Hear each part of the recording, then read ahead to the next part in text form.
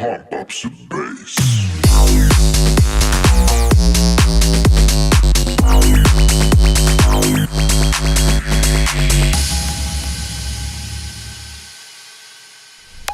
All right there, so to start with, here's a question. Bass, how low can you go? Pretty low, ideally. When you're in the cinema or in a concert hall, the bass is the really physical, visceral aspect of the sound, isn't it?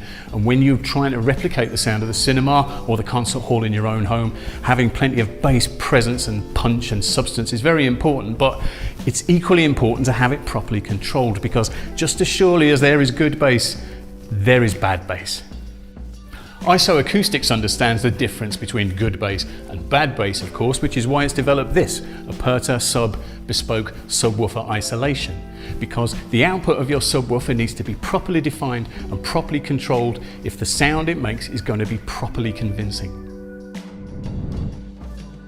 So what is Aperta Sub? Aperta Sub is subwoofer isolation, because your subwoofer will benefit no end from being properly isolated and having the incredible amount of energy it's producing properly managed. So in the box, first and foremost,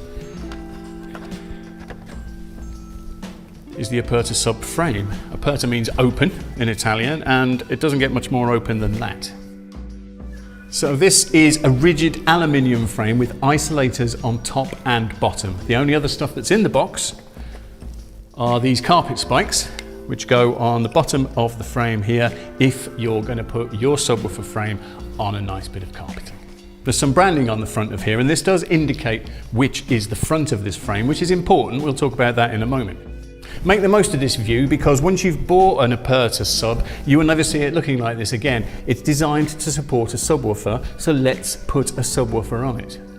So here's a subwoofer, and a nice one at that. This is a Dynaudio Sub 3, and as you can see, the Aperta Sub is a perfect size for this. But of course, you can use any subwoofer you like. It doesn't have to be this one. The Aperta Sub will support any subwoofer up to 80 pounds, which is getting on for 37 kilos. And so now it's starting to become apparent what Aperta Sub is all about, right? This subwoofer is no longer standing on this surface, it's decoupled from this surface, and that means that the energy it's producing is far better managed. The bass sounds that it produces will be better defined, and they will start and stop with far more control than they would if it was standing straight on the surface.